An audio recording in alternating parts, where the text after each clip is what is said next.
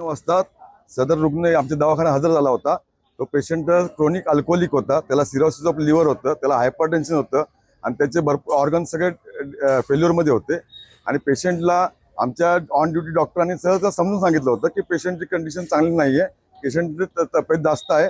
तरी पण महापौर मॅडमच्या रिक्वेस्टप्रमाणे आम्ही त्या पेशंटला ॲडमिट करून घेतलं।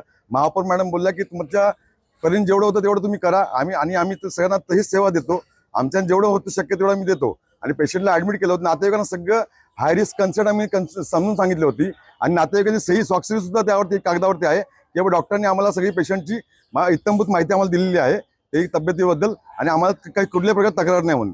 तरीही त्यांना एवढं सांगून सुद्धा पेशंट 1:30 वाजता जेव्हा गेला एक्सपायर झाला तेव्हा आमची लेडी मेडिकल ऑफिसर होती ऑन ड्युटी, तिच्यावर त्यांनी स्टूल मारून फेकला।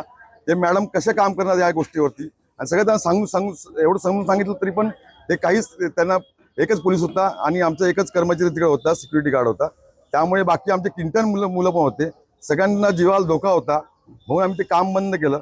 आणि हे नेहमी राजकारणाच्या कार्यकर्त्यांमुळे, हे अल्कोहोलिक लोकांमुळे, गरजुल्या लोकांमुळे आमच्या रुग्णालयामध्ये रोजचे रात्री हेच गोष्ट करते, दर रात्री हेच गोष्ट करते।